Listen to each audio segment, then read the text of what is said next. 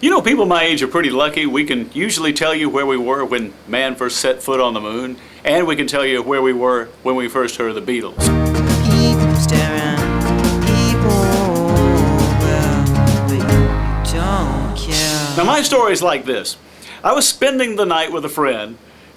What is this thing about spending the night anyway? Sometimes I like to imagine what it must have been like at the Beatles writing session when they're putting together an album. Oh yeah, I get it. Your parents get to have you out of the house for the night. Yeah, that's right. So I was spending the night with... I can tell you exactly where I was and what I was doing when I first saw the Beatles. Where you got McCartney and Lennon and George Harrison throwing in some opinions, and all of a sudden they put the album together, they have the tracks lined up, and somebody says, "Oh crap! We forgot to write a song for Ringo!" My friend Mike had me over to spend the night, and his parents allowed us to stay up late to watch the Jack Paar show. This is the guy that preceded Johnny Carson, who preceded Jay Leno. You know, I love the new media, the way things that improve, the sound quality, and the way things are remixed. But I grew up when these songs were originally done. How many times do I have to buy Abbey Road? Jack Paar had a habit of taking his movie camera all over the world and bringing back to America things he thought we'd like to see. And this particular night, he brought back footage of the Beatles. I have a theory.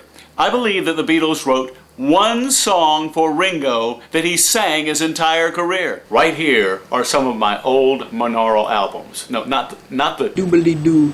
No. This is no offense against Ringo. He's a great drummer. He's a great part of the Beatles group. I love them all, but one song for Ringo. It's here. I call it The Coffin. But I'm interested in the Beatles as a psychological, sociological phenomenon. In the town that I was born. Look at this. This is the copy of Thriller we played that was rushed to me from the airport. DJ copies are worth more too. Hello, MacBook. Money can't get everything, is true. See the Beatles, Rubber Soul and monaural, then in stereo.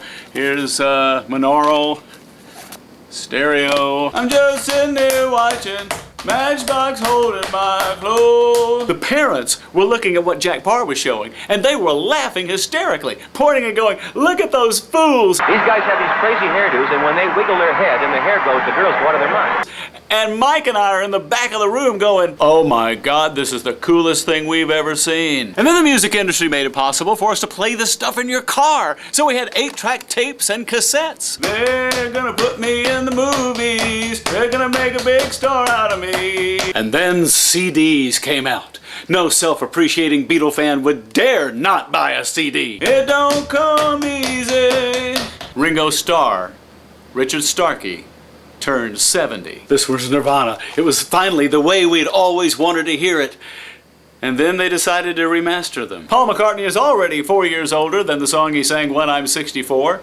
Yeah, we're all getting up there. Every time I see your face. You know, Paul McCartney these days is looking more like my Aunt Willouise. And really, today I don't feel that kind of excitement about music anymore, except for independent artists. And I'm going to show you what's coming next. The digital mind meld. And this is where DFTBA Records is so important. Chains. The baby got me locked up in chains. I'm going insane! And this is why people like Hank Green and Tom Milsom and Hank Green and Tom Milsom and Tom Milsom, and they take this box that holds the tunes and these little electrodes and they jam them into your head so it goes straight into your brain. No, I'm not obsessed with Tom Milsom. Hold on, this is the phone. Hello.